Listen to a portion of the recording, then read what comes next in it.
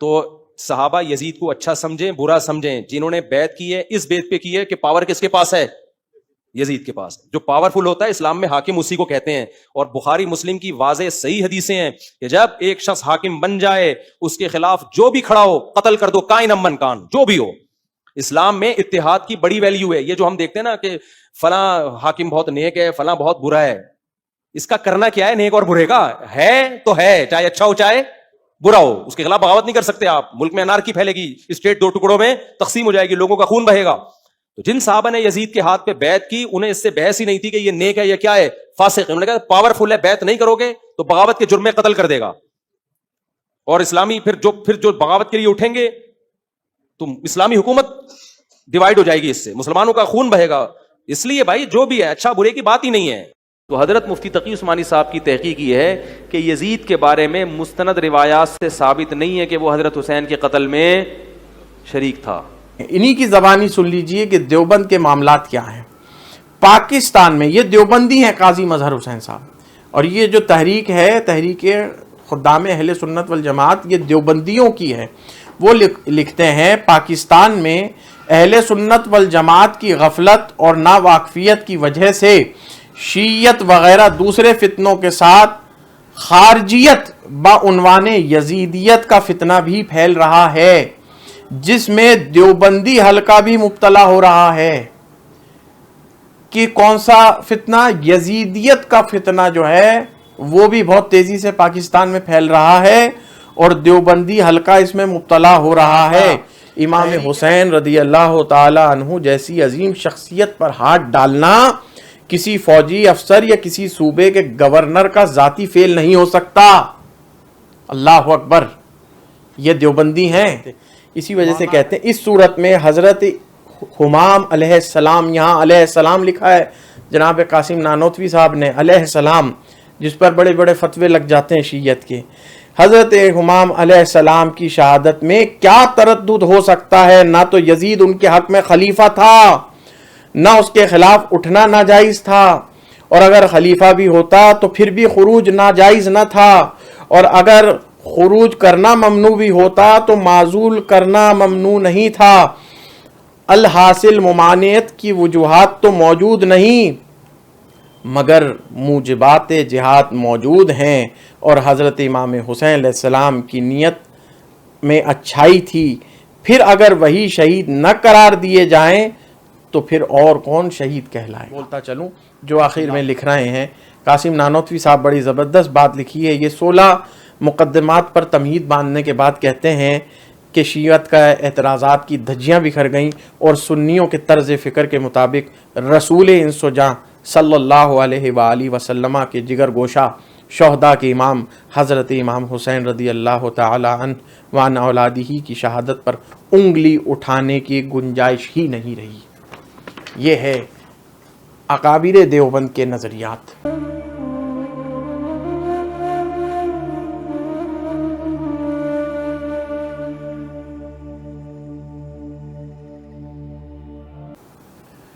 اعوذ باللہ من الشیطان الرجیم. بسم اللہ الرحمن الرحیم.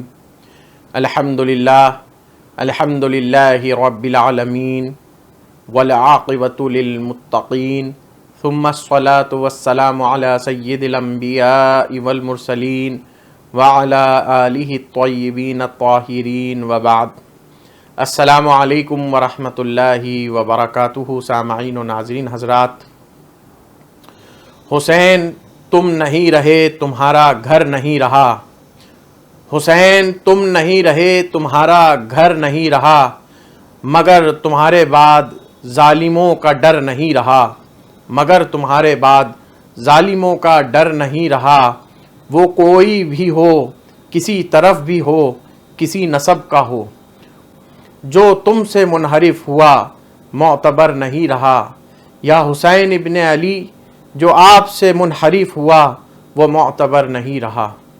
سامعین و ناظرین حضرات، آج سے کچھ دن پہلے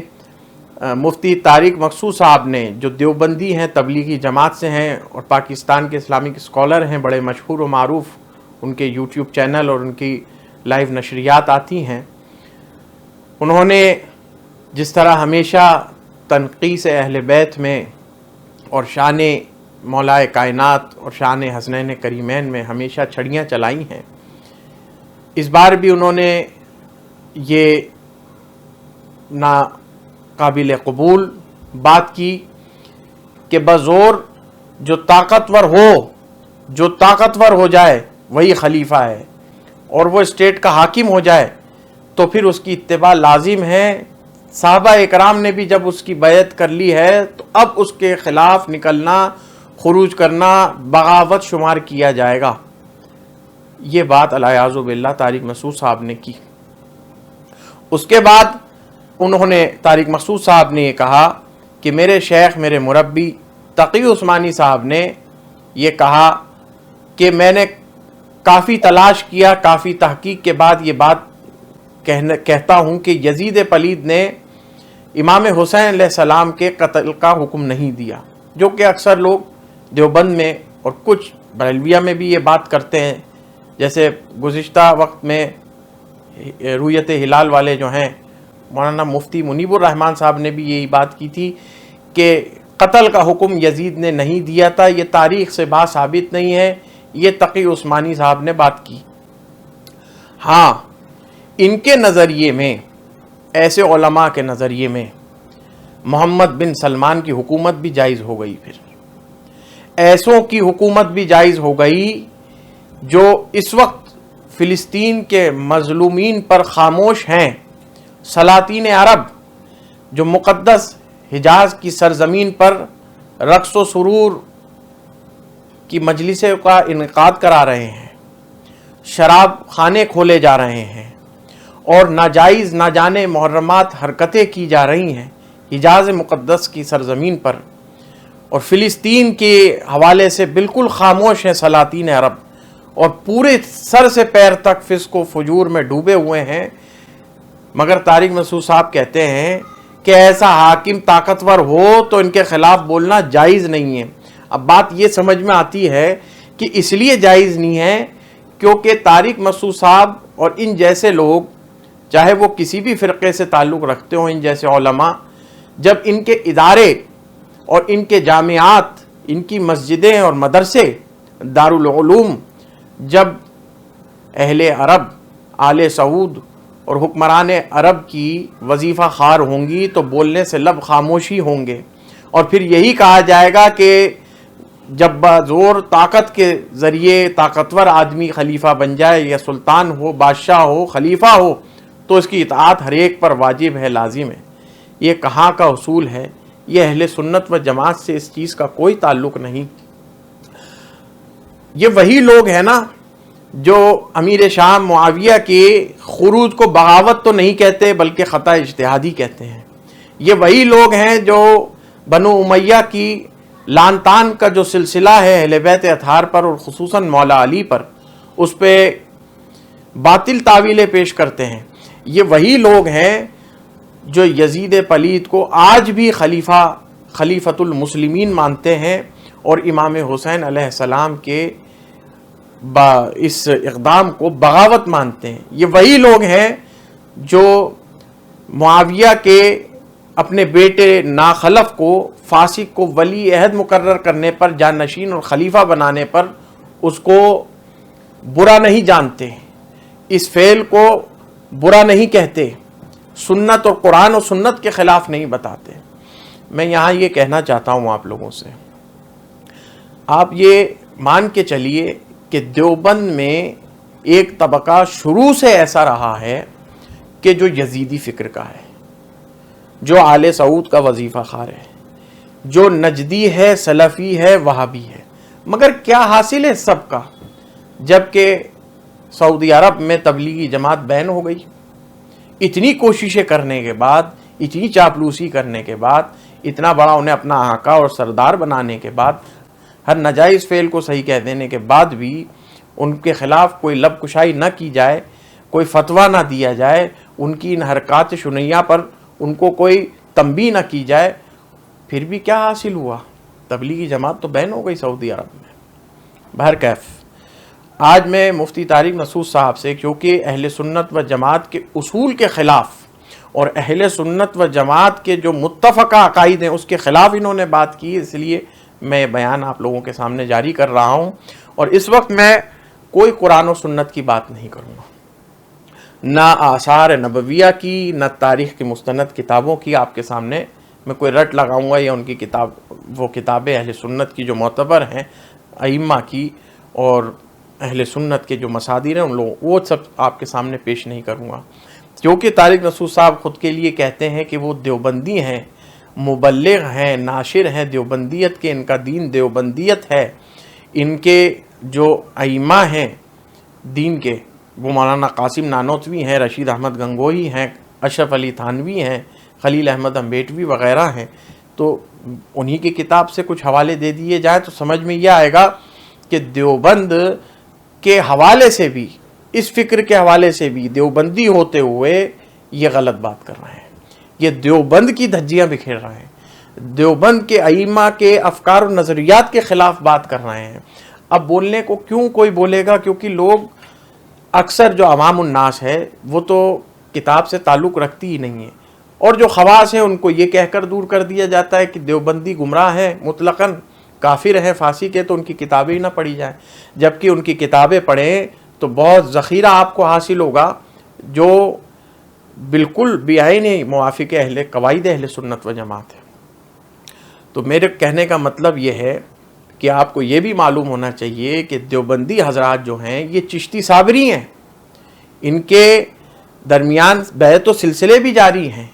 یہ شیخ سے تربیت بھی لیتے ہیں، ان کے پاس تصور شیخ بھی ہے، سب کچھ ہے، مگر بات جب وظیفے کی آتی ہے، آل سعود کی اتباع کی آتی ہے، عرب کے حجاز کے اور سعودی عرب کے مدینہ مکہ کے ویزے لگوانے ہوتے ہیں، تو ساری باتیں، سارا دین جو ہے ان کا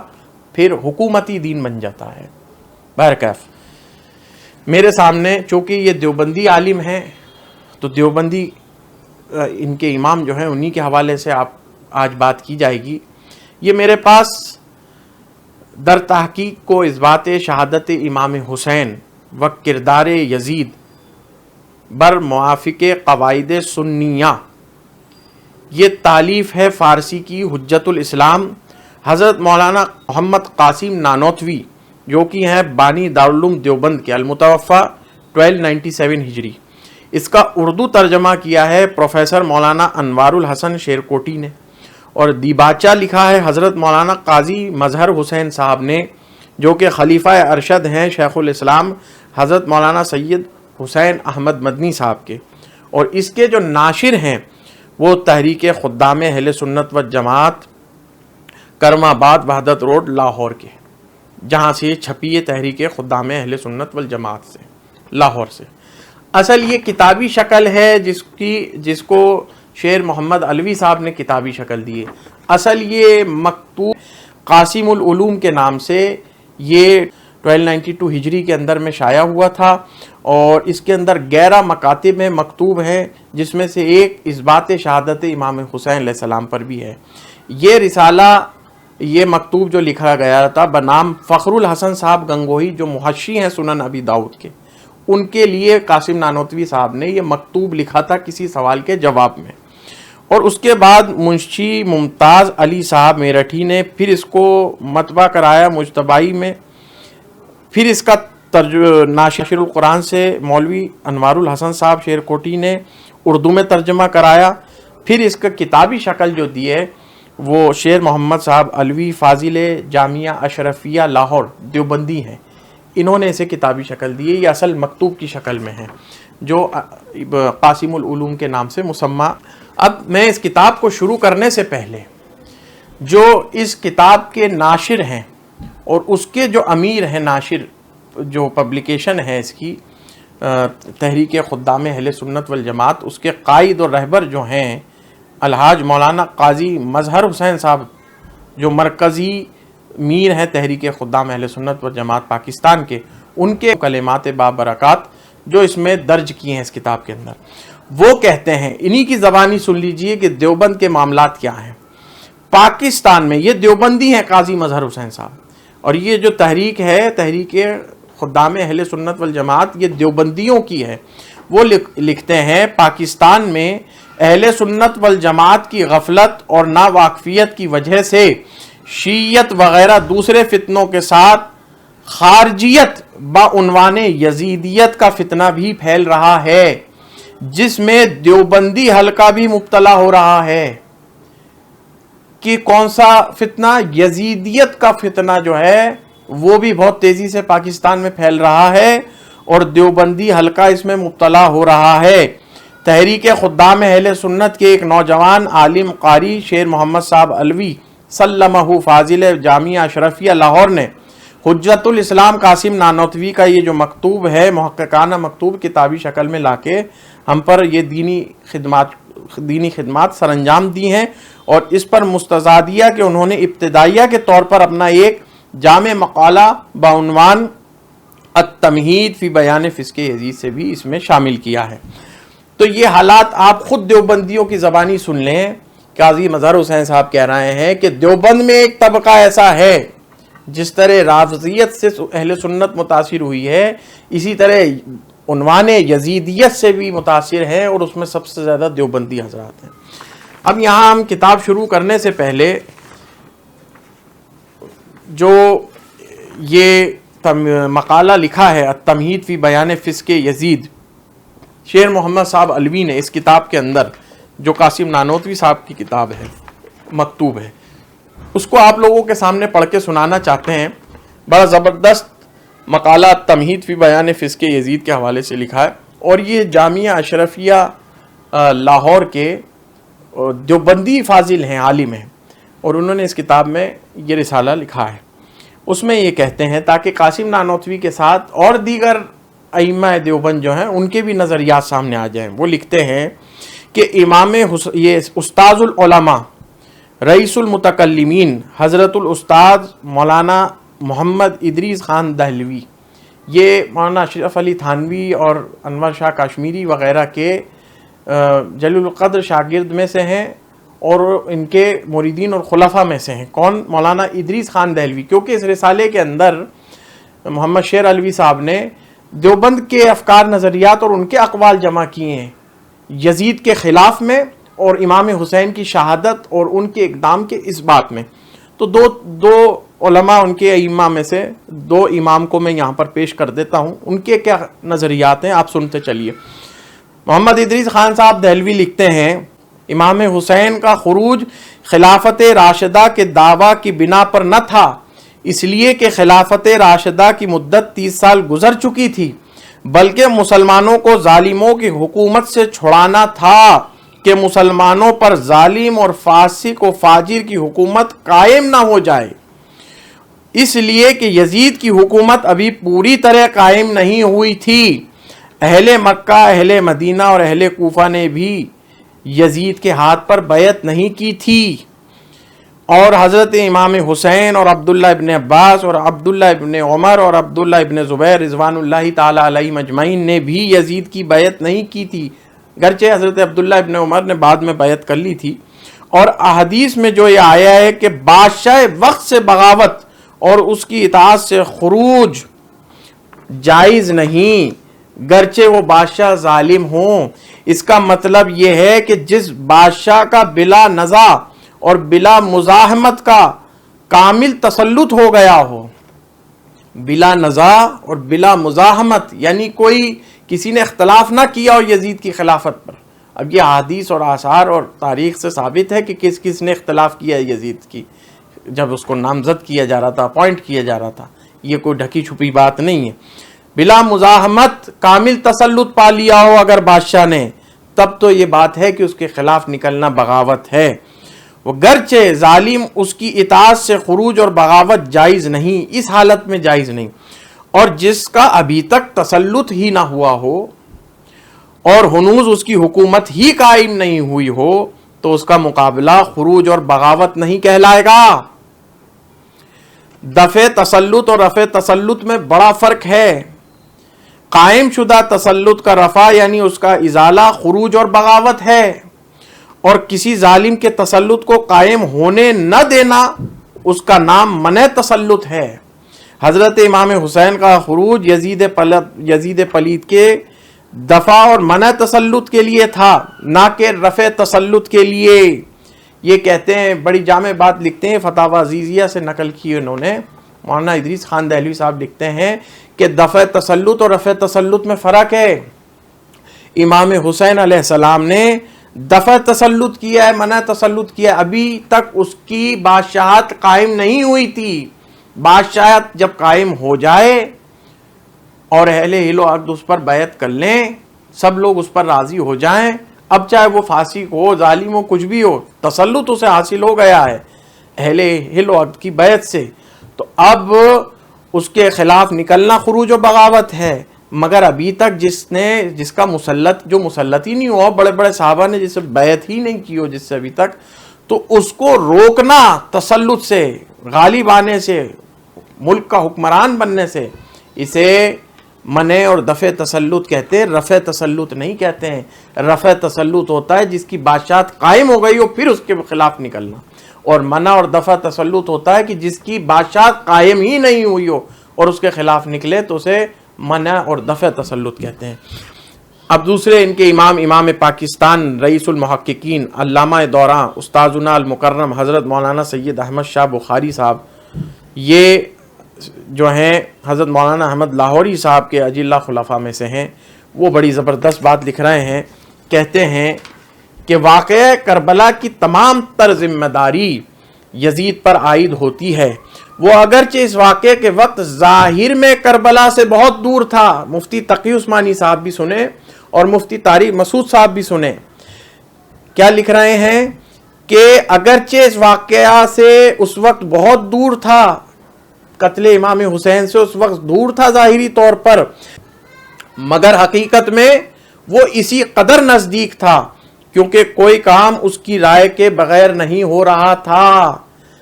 ظاہری طور پر تو وہ موجود نہیں تھا مقتل میں، مگر حقیقی طور پر جو اس نے حکم دیا اپنے افسران کو، اس لحاظ سے وہ وہاں پر حقیقت میں اسی قدر نزدیک موجود تھا، اس کے حکم کے بغیر کوئی کام نہیں ہو رہا تھا۔ امام حسین رضی اللہ تعالی عنہ جیسی عظیم شخصیت پر ہاتھ ڈالنا کسی فوجی افسر یا کسی صوبے کے گورنر کا ذاتی فعل نہیں ہو سکتا۔ اللہ اکبر، یہ دیوبندی ہیں، کیا کہہ رہے ہیں مولانا احمد علی لاہوری صاحب کے خلیفہ جن کا نام ہے سید احمد شہید بخاری صاحب، اور آگے لکھتے ہیں شرح عقائد نصفیہ کی یہ عبارت نقل کرتے ہوئے، والحق ان الرضا یزید بقتل الحسین واستبشاری بذالک واہانت اہل بیت النبی علیہم السلام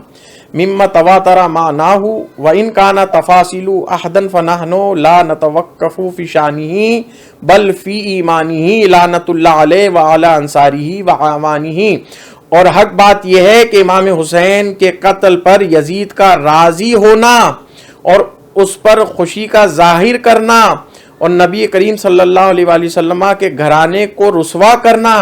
گرچہ لفظوں کے اعتبار سے اخبار احد ہیں مگر معنی کے روح سے متواتر ہیں، پس ہمیں اس کے بے ایمان ہونے میں کوئی شبہ نہیں یزید کے، اس لیے ہم کہتے ہیں کہ خدا کی لعنت ہو یزید پر اور اس کے امداد کرنے والوں پر، چاہے امداد مشورے سے کریں چاہے امداد اسلحہ سے کریں۔ یہ شرح عقائد نصفیہ، یہ بڑی اصولی کتابوں میں سے اہل سنت و جماعت کے عقائد و نظریات میں، یہ یہاں تک میں نے آپ کو جو بات کہی، یہ دیگر ائمہ دیوبند ہیں جن کے حوالے سے آپ کو بات کی ہے۔ اب جو ہم بات شروع کریں گے وہ قاسم نانوتوی صاحب کی جو کتاب ہے قاسم العلوم کا جو مکتوب ہے، اب اس جو کتابی شکل میں شائع ہوا ہے در تحقیق و اثبات شہادت امام حسین، اس کو آپ کے سامنے پڑھنا شروع کرتے ہیں، اور موضع شاہد پر ہم گفتگو کریں گے۔ کتاب 98 صفحات پر مشتمل ہے، یوں تو ہم دیوبندیوں کے جو اقوال ہیں اور ان کے نظریات ہیں اس کی ایک طویل فہرست آپ لوگوں کے سامنے لگا سکتے ہیں، اور بیشتر کتابیں، بے شمار کتابیں اہل سنت کی امام حسین کے اس اقدام کو حق کہنے پر آپ کے سامنے پیش کر سکتے ہیں اور یزید پلید کو کافر و فاسق ثابت کر سکتے ہیں، لیکن اتنا وقت نہیں ہے، اور جواب دیوبندی کو دینا ہے تو دیوبندی کتاب سے ہی دینا ہے اور ان کے امام سے دینا ہے۔ بہرحال یہ کتاب اب ہم پڑھنا شروع کر رہے ہیں جو قاسم نانوتوی صاحب سے منسوب ہے، ان کا مکتوب۔ شروع میں انہوں نے جو ہے یہ کتاب بڑی محققانہ اور بڑی مجتہدانہ اور فقیہانہ انداز میں لکھی ہے، جس میں امام حسین علیہ السلام کے اقدام کو حق پر بتایا ہے، اور یزید پلید کے خلاف جو انہوں نے خروج کیا یہ حق پر بتایا ہے، بغاوت نہیں، حق پر بتایا ہے، اور یزید پلید کو فاسق گردانا ہے، اور اس کی بلا اجماع یعنی بغیر اجماع کے اس کا حاکم مسلط ہونا ثابت کیا ہے، منطقی انداز میں، قرآن و حدیث سے منطقی انداز میں اور فلسفیانہ انداز میں، بڑی علم کلام کے حوالے سے بہترین یہ مکتوبے سے پڑھنا ہر ایک پر لازم ہے جو دیوبندی ہیں، تاکہ جو یزیدی ہو گئے ان کے عقائد کا تصفیہ ہو سکے اور تزکیہ ہو سکے۔ انہوں نے شروع میں وہی جو اہل سنت کا ایک طریقہ ہے پرانا کہ معاویہ کا سب سے پہلے اس کو ڈیفینڈ کیا جائے، پہلے اس کو بچایا جائے تاکہ اس کی صحابیت بچی رہے معاویہ کی، تو سب سے پہلے وہی پرانا رونا جو ہے کہ معاویہ کی ولی عہدی کو بچایا گیا ہے، اور اس میں وہ معاویہ کو وہی جو بھونڈے قسم کے جو دلائل ہوتے ہیں بے سرپا، جن کا نہ کتاب و سنت سے تعلق ہے، نہ قیاس و اجماع سے تعلق ہے، نہ اجماع اور قیاس سے تعلق ہے، ان دلائل کو جمع کر دیا ہے معاویہ کے ڈیفینڈ میں کہ اس نے جو ولی عہد بنایا اسے نہیں پتہ تھا کہ وہ فاسق تھا اس وقت، اور پھر وہ بعد میں اس کے مرنے کے بعد فاسق ہو گیا، الیاذ باللہ۔ یہ ایسی باتیں ہیں کہ یہ علماء اہل سنت نے کی، اشرف اس میں قاسم نانوتوی صاحب نے بھی کی ہے، یہ ایسی باتیں ہیں کہ معصوم بچہ طفل بھی اس کو قبول نہ کرے۔ بہرحال آخر میں ایک بڑی حق کی بات یہ کر گئے، معاویہ کا جہاں ڈیفینڈ کرا وہاں پر یہ آخر میں ایک بہت مستند بات کر کے نکل گئے، اور یہ سمجھ لیجئے کہ اکثر اہل سنت کے اقوال اسی پر ہیں۔ کہتے ہیں معاویہ کی جہاں بات ختم ہو رہی ہے ولی عہدی کی، وہاں لکھتے ہیں 78 صفحہ پر، اور پھر معاویہ کو جلیل القدر صحابہ میں شمار نہیں کرتے، اور پھر ہم معاویہ کو، امیر معاویہ کو جلیل القدر صحابہ میں شمار نہیں کرتے ہیں کہ افضل اور اولا کو ترک کرنے کے باعث ان جیسے معاملات میں ہم ان کی طرف سے معذرت پیش کریں۔ یعنی ہم امیر معاویہ کو جلیل القدر صحابہ میں نہیں شمار کرتے ہیں، یعنی وہ نہ اولون السابقون میں سے نہیں، مہاجرین انصار میں سے نہیں ہیں، خلفائے راشدین میں، عشرہ مبشرہ میں سے نہیں ہیں، کیا ہم آ کے ان کے لیے جو ہے نا ڈیفینسو فوٹ پر آ جائیں اور ان کی تعریفیں کریں کہ انہوں نے بڑے بڑے صحابہ کے جو بچے وہاں موجود تھے، بڑے بڑے صحابہ کبار موجود تھے، اہل بیت اطہار موجود تھے، امام حسین علیہ السلام موجود تھے، ان کی موجودگی میں یزید کو اپنا خلیفہ ولی عہد بنایا، تو ہم ان کی طرف سے معذرت خواہ ہوں، معافیہ مانگیں کہ بھئی ان سے یہ چیز ہو نہیں سکتی کہ انہوں نے ترک اولا کیا اور افضل کیا۔ وہ اس لائق صحابی تھے، اس درجے کے صحابی تھے ہی نہیں، جلیل القدر صحابہ میں ان کا شمار ہی نہیں ہوتا۔ اگر وہ اس طریقے کی بری حرکت اور بدفعلی کر لیں اور ایک نئی بدعت شروع کر دیں، یہ سنت اور قرآن و سنت کے خلاف کام کر دیں، تو وہ اس قدر جلیل القدر نہیں تھے کہ ان سے یہ کام نہیں ہو سکتا تھا، اس لیے ہم معذرت خواہ نہیں ہیں معاویہ کی طرف سے۔ بہت اچھی بات انہوں نے یہاں لکھ دی ہے۔ بہرکیف ایک بات انہوں نے یہ اٹھائی تھی مفتی طارق مسعود نے کہ ابن عمر نے اور دیگر صحابہ نے جب بیعت کر لی، اور طاقتور کی بیعت جب صحابہ نے کر لی، تو پھر اس کے خلاف خروج کرنا بے معنی ہے، چاہے وہ فاسق ہو یا عادل ہو۔ اب یہاں میں یہ بتا رہا ہوں کہ قاسم نانوتوی صاحب لکھ رہے ہیں ابن عمر کے لیے کہ انہوں نے بیعت کیوں کی تھی، اس کی معنوی حقیقت بتا رہے ہیں۔ کہتے ہیں جس کسی کو فتنہ و فساد کا اندیشہ غالب آیا ہو، اس نے مجبوراً بیعت کے لیے ہاتھ بڑھایا ہو اور معصیت سے بچنے کے لیے نیکی کی پیروی کرنے کی شرط کو درمیان میں رکھا، لیکن جس شخص یعنی حضرت امام حسین کو بڑی جماعت کے وعدے پر غلبہ اور شوکت کی امید نظر آئی، وہ اللہ کے لیے کھڑے ہو گئے اور جنگ کا عزم کر لیا۔ پس جو کچھ حضرت عبداللہ ابن عمر اور ان جیسوں نے کیا بجا کیا، ٹھیک کیا، مگر جو کچھ حضرت سید الشہداء امام حسین نے کیا وہ بالکل حق ہے اور ثواب ہے۔ سبحان اللہ۔ کہنے کا مطلب یہ ہے کہ جسے خوف ہوا، اندیشہ ہوا اپنے مال کا، اپنی اولاد کا، اپنے لوگوں کا نقصان کا، اور غلبہ نہیں پا سکیں گے ایسے فاسق بادشاہ کے اوپر، تو انہوں نے نیکی کے خاطر اس سے بیعت کر لی کہ ایمان بچا رہے گا ہمارا اور ہمارے لوگ بچے رہیں گے،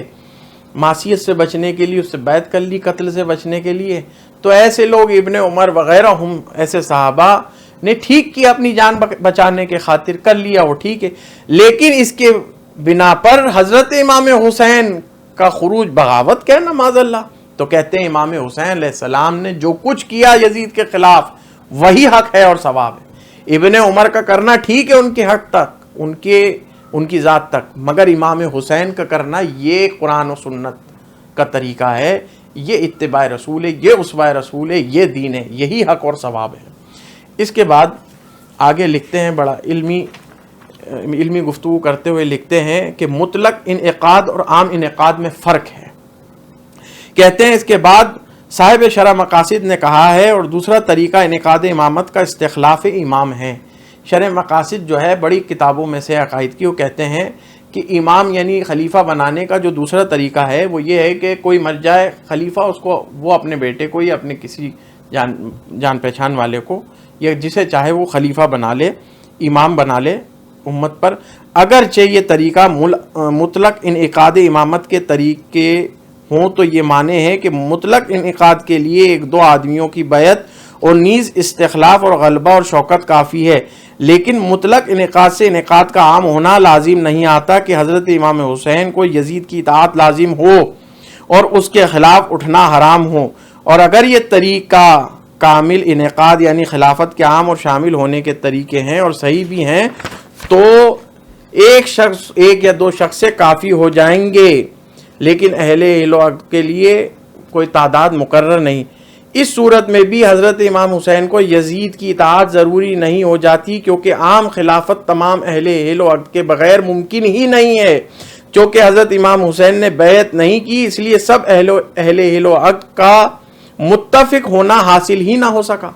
کہنے کا مطلب یہاں پہ یہ ہے ان کا کہ ایک ہوتی ہے مطلق انعقاد اور ایک ہوتا ہے عام انعقاد۔ مطلق انعقاد سے مراد یہ ہے کہ کوئی خلیفہ ہو، وہ اپنے بعد کسی کو خلیفہ نامزد کر دے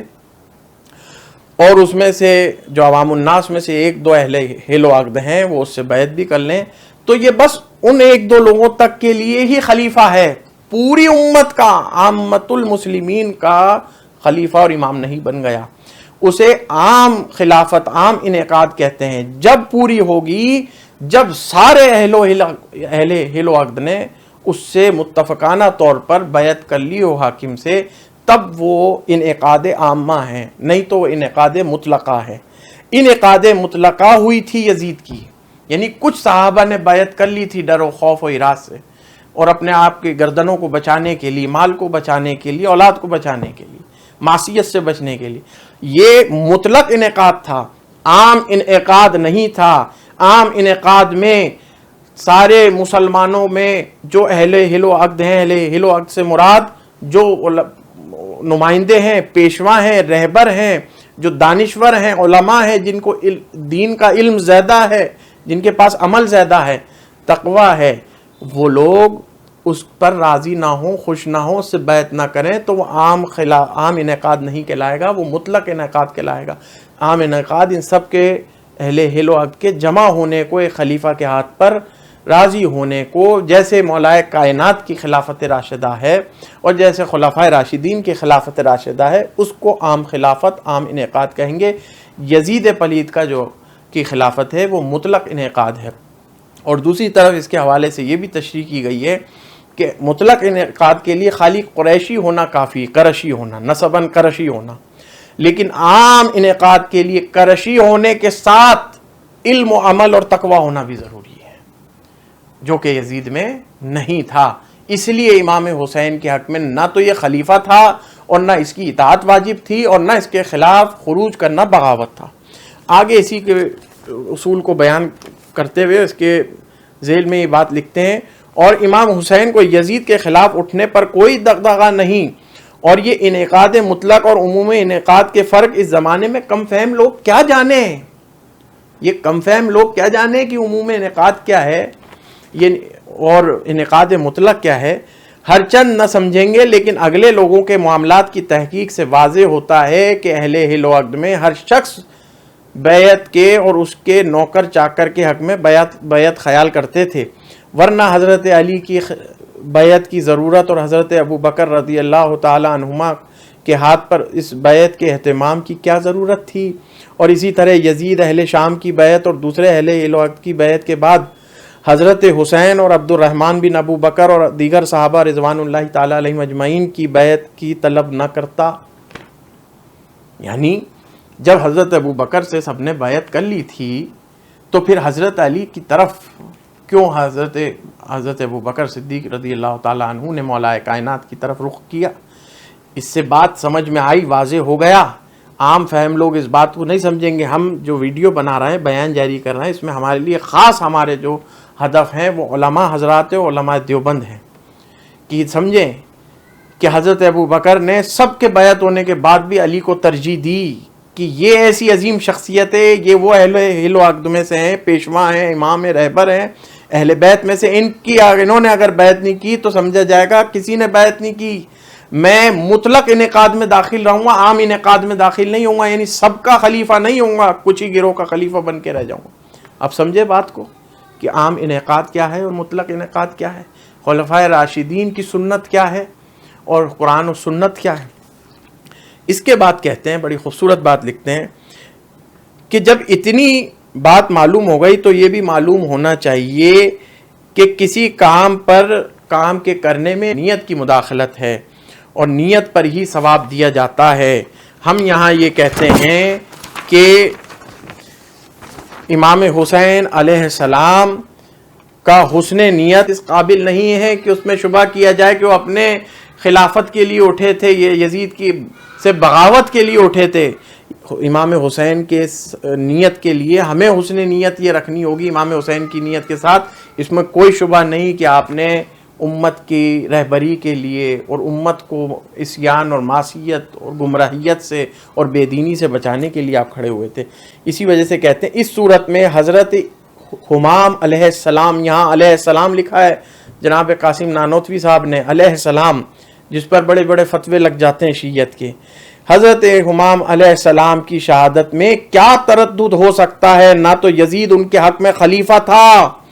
نہ اس کے خلاف اٹھنا ناجائز تھا، اور اگر خلیفہ بھی ہوتا تو پھر بھی خروج ناجائز نہ تھا، اور اگر خروج کرنا ممنوع بھی ہوتا تو معزول کرنا ممنوع نہیں تھا۔ الحاصل ممانعت کی وجوہات تو موجود نہیں مگر موجبات جہاد موجود ہیں، اور حضرت امام حسین علیہ السلام کی نیت میں اچھائی تھی۔ پھر اگر وہی شہید نہ قرار دیے جائیں تو پھر اور کون شہید کہلائے گا؟ اللہ اکبر۔ کہتے ہیں کہ ممانعت جو ہے، ممانعت کی وجوہات تو موجود نہیں ہیں وہاں کہ روک دیا جائے یزید کے خلاف نکلنے سے، لیکن موجبات جہاد وہاں موجود ہیں۔ جو چیز واجب کرتی ہیں جہاد کو، یزید کے خلاف نکلنے کو، وہ چیزیں تو موجود ہیں کہ اس کا فسق ظاہر ہو گیا، شراب پیتا ہے، زنا کرتا ہے، محرمات سے کھلواڑ کرتا ہے، دین میں خرابیاں پیدا کرتا ہے، بدعات ایجاد کرتا ہے، نئی نئی چیزیں ایجاد کرتا ہے، لوگوں کے حق کھاتا ہے، بیت المال سے پیسہ لیتا ہے۔ یہ سب چیزیں جو ہیں، یہ موجبات جہاد ایک عادل اور منصف پسند انسان کے لیے حق کا علم اٹھانے کے لیے، موجبات جہاد کے لیے سب سبب موجود ہیں، لیکن وجوہات ممانعت موجود نہیں ہیں کہ اسے روک دیا جائے کہ یہ اس سے جہاد نہ کرو۔ یزید ہر حال میں اس کے خلاف خروج کرنا جائز تھا، اور امام حسین کی نیت پر شک نہیں کیا جا سکتا۔ آگے لکھتے ہیں، تاہم اہل سنت کے اصول پر کوئی دشواری باقی نہیں رہی۔ اہل سنت کا دفاع کر رہے ہیں، اس کے اصول کا دفاع کر رہے ہیں، اور یہ بمقابل شیعان کے کر رہے ہیں کہ شیعہ حضرات کہتے ہیں کہ آپ لوگوں کے اصول اس طرح ہیں کہ اس میں امام حسین علیہ السلام باغی قرار پاتے ہیں، معاذ اللہ تعالیٰ، ان کا اقدام اور ان کا خروج بغاوت ہے۔ تو اس کے جواب میں قاسم نانوتوی صاحب نے مکتوب لکھا ہے، کیونکہ یزید اس صورت میں یا کھلم کھلا فاسق تھا، نماز کا ترک کرنے والا وغیرہ، یا بدعات کا مرتکب تھا، کیونکہ وہ نواسب کے سرداروں میں سے تھا۔ ناس بھی وہ طبقہ ہے جو اہل بیت اطہار کی اہانت کرتا ہے، اہل بیت رسول صلی اللہ علیہ وسلم سے بغض و عداوت رکھتا ہے، اور وہ حرام چیزوں کو حلال جانتا ہے نفسانی خواہشات کی بنیاد پر۔ تو وہ نواسب کا سردار تھا، اور ان سب پہلو کے پیش نظر اس کی عام خلافت کا ہونا مسلم ہی نہیں ہے، وہ خلیفہ ہی نہیں ہے، تو اس کے خلاف خروج کرنا بغاوت کہاں سے ہو گیا؟ ان دلائل کے پیش نظر سابقہ مقدمات کو ذہن میں رکھتے ہوئے یزید کے خلاف اٹھ کھڑے ہونے میں کوئی قباحت نہیں، اور ان سب باتوں کے باوجود ان جیسے لوگوں کے خلاف اٹھ کھڑا ہونا اب تک سب کے نزدیک جائز ہے۔ اس کے بعد لکھتے ہیں کہ بالجملہ اہل سنت کے اصول پر یزید کے لیے لکھتے ہیں کہ بعض کے نزدیک اس کا کفر ثابت ہے، بعض کے نزدیک ثابت نہیں، بہرحال اس کا سابقہ اسلام فسق کے ساتھ مل گیا تھا۔ حضرت امام حسین علیہ السلام نے اسے کافر جانا تو اس کے خلاف اٹھنے میں کیا خطا کی؟ امام احمد کو بھی یہی رائے پسند آئی ہے۔ امام حسین نے اگر اسے کافر جانا ہو، وہ آپ کو تو نہیں معلوم نا، امام حسین کی بصیرت اور آپ کی نظر تو دیکھ رہی تھی وہ کیا غلط فعل کر رہا ہے، اگر اسے کافر جان کے کھڑے ہوئے ہیں تو اس پر کیا خطا ہے، کیا بغاوت ہے؟ امام احمد کا بھی تو یہی قول ہے، امام احمد ابن حنبل کا، جو تمام اس وقت ناصبی ہیں اور وہابی ہیں، ان کے جو امام ہیں امام احمد ابن حنبل، کہ وہ کافر تھا یزید۔ اب یہ آخری مقدمہ، بہت سارے اس پہ صفحات آپ کو بیان کیے جا سکتے ہیں، بہت ساری باتیں اس کے اندر جو مدلل لکھی ہیں، لیکن چونکہ وقت کافی طویل ہو جائے گا، اس سے بچنے کے خاطر ہم بہت مختصر اس کو کر رہے ہیں، اور یہ یہاں پر کلی مشکک کا بیان کر رہے ہیں۔ حضرت محمد قاسم نانوتوی صاحب کہتے ہیں باقی یہ رہی بات کہ امام حسین نے یزید کی مخالفت کر کے اجماع کی مخالفت کی، اس کا جواب یہ ہے کہ اول تو اجماع مسلم ہی نہیں ہے، اگر کچھ ہے تو صحابہ کی عدم مخالفت ہے۔ کتنا خوبصورت جملہ ہے۔ اجماع اس چیز کو نہیں کہتے کہ کوئی مخالفت نہ کرے آپ کی، اجماع معنی یہ ہے کہ اہل حل و عقد اپنے وقت کے آپ کے ہاتھ پر راضی خوشی بیعت کر لیں اور آپ خلیفہ بن جائیں ملک کے، امت مسلمہ کے۔ مگر یہاں صحابہ نے جو عدم مخالفت نہیں کی یزید کی، تو اس سے یہ نہ سمجھو کہ اجماع منعقد ہو گیا۔ اس کے باوجود فاسق خلفاء کے خلاف اٹھنا ناجائز ہونے پر اجماع ہے، اس کے معنی جو کچھ ہیں وہ بیان کر دیے گئے۔ نفس فسق کے خلاف خروج کرنے کے جائز ہونے پر اجماع ہے، اس سے یہ لازم نہیں آتا کہ اس کلی مشکک کے درجات خصوصیات زائدہ بھی خروج کا موجب نہیں ہو سکتے۔ ان سب باتوں کے باوجود بھی اجماع مسلم نہیں۔ جس وقت حضرت امام حسین، حسن اور حسین رضی اللہ تعالی عنہما اور عبداللہ ابن زبیر اور اہل مدینہ کی کوئی کام ان لوگوں نے کیا ہو اور اس کام کے مخالف کو مجمع علیہ کس طرح کہہ سکتے ہیں؟ یعنی یہاں پر کہنے کا مطلب یہ ہے کہ ایک فاسق بادشاہ ہے، جو حدیث پیش کی ہے طارق مسعود صاحب نے کہ فاسق ہو، فاجر ہو، ظالم ہو، کچھ بھی ہو، لیکن اگر وہ زور اور طاقت سے طاقتور ہے اور بزور خلیفہ بن گیا ہے تو اب اس کو ماننا پڑے گا، چاہے کسی بھی حالت میں۔ تو یہاں یہ کہہ رہے ہیں کہ اس سے مراد ہر فاسق نہیں، کلی مشکک کے معنی ہوتے ہیں۔ مثال کے طور پر کلی مشکک اور کلی متواتی یہ جو ہیں فلسفہ اور منطق کے مباحث ہیں، یہ عام عوام کو سمجھ نہیں آئیں گے، پھر بھی ہم اس کو آسان کرنے کے لیے کہتے ہیں۔ کلی متواتی کے معنی ہیں انسان، مثال کے طور پہ تو انسان میں زید، بکر، عمر سب برابر انسان ہونے کے لحاظ سے۔ اور کلی مشکک کے معنی ہیں جیسے میں نے بولا سفید رنگ، تو سفید رنگ میں برف بھی ہے، کاغذ بھی ہے، پینٹ بھی ہے،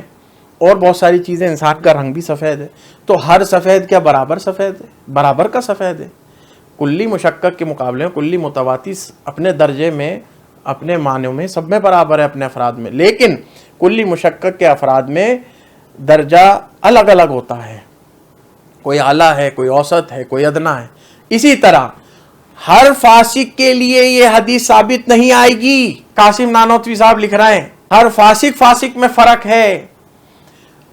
ایک فاسق، مطلق فاسق وہ ہے جو زنا کرتا ہے، شراب پیتا ہے، جھوٹ بولتا ہے، ایک فاسق تو وہ ہے، ایک فاسق وہ ہے۔ ایک فاسق وہ ہے جو زنا کو، شراب کو، چوری کو، بدکاری کو، منہیات کو، محرمات کو حلال سمجھتا ہے اور پھر کرتا ہے۔ اور ایک فاسق وہ ہے اس کے ساتھ ساتھ جو اہل بیت کی اہانت کرتا ہے، جو دین کی پاسداری نہیں رکھتا، جو سنت کے مقابلے میں بدعات ایجاد کرتا ہے، تحریفات کرتا ہے، دین میں فساد پھیلاتا ہے۔ تو یہ فاسق اور وہ فاسق کیسے برابر ہو گئے؟ یہ فاسق اور وہ فاسق پہ فرق ہے۔ ہاں وہ فاسق جو مطلقاً ایک شراب پیتا ہے، نماز چھوڑتا ہے، یہ روزے نہیں رکھتا، جھوٹ بولتا ہے، ایسے فاسق کی اتباع تو کی جا سکتی ہے بالکراہت، یعنی کراہت کے ساتھ ہی۔ لیکن ایسا فاسق جو اہانت رسول کرے، جو اہانت اہل بیت کرے، جو دین میں بگاڑ پیدا کرے، جو شراب اور زنا کو حلال سمجھ کر کرتا ہو تو ایسے فاسق میں اور اس فاسق میں زمین و آسمان 7 طبق زمین 7 طبق آسمان کا فرق ہے. ایسے فاسق کے خلاف نکلنے کو جو دوسری شک میں نے بیان کری، جو حلال سمجھ کے کرتا ہو، احانت اہل بیت کرتا ہو،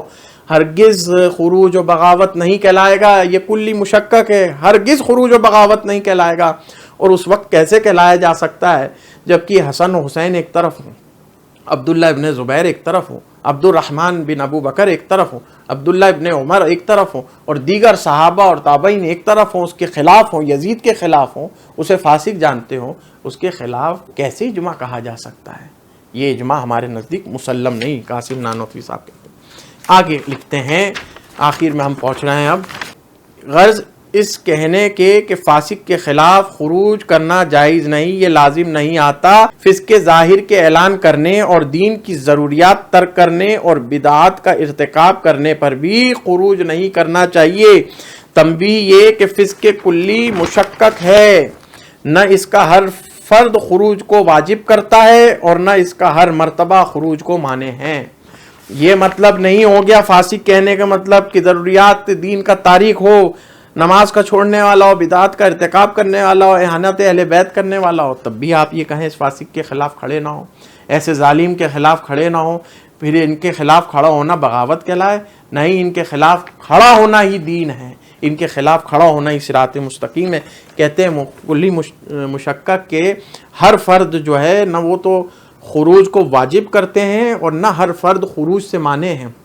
یعنی ہر فاسق ایسا بھی نہیں ہے کہ اس کے خلاف فوراً کھڑا ہوا جائے، اور ہر فاسق جو اس طرح کا یزید کی طرح اور مروانیوں کی طرح امویوں کی طرح کا فاسق ہو، عباسیوں کی طرح کا، یہ بھی ایسا نہیں ہے کہ ان کے خلاف کھڑا نہ ہوا جائے. ان کے خلاف کھڑا ہونا چاہیے. جو آخر میں لکھ رہے ہیں قاسم نانوتوی صاحب، بڑی زبردست بات لکھی ہے. یہ 16 مقدمات پر تمہید باندھنے کے بعد کہتے ہیں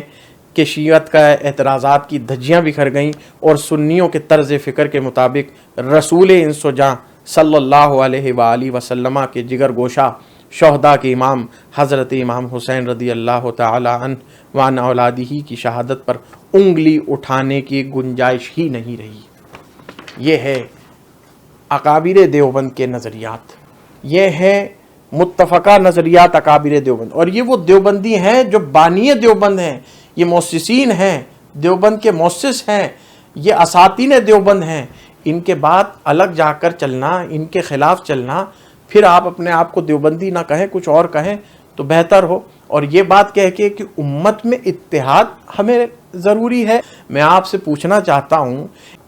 یہ جو ایک صدی سے اور 100 سال سے چلا آ رہا ہے، اس سے پہلے تو اہل سنت میں صرف شیعہ اور اہل سنت یہ 2 ہی فرقے تھے، یہ 2 ہی نظریات تھے. جب یہ سنیوں میں دیوبندی اور بریلوی ایک دوسرے کی داڑیاں پکڑتے ہیں، دستبہ گریبان ہوتے ہیں، مسجدوں سے ایک دوسرے کے خلاف فتویٰ صادر کرتے ہیں، خلاف میں تقاریر کرتے ہیں، کافر کہتے ہیں، فاسق کہتے ہیں، تب اتحاد کہاں جاتا ہے؟ سارا اتحاد اس وقت یاد آیا جب امام حسین علیہ السلام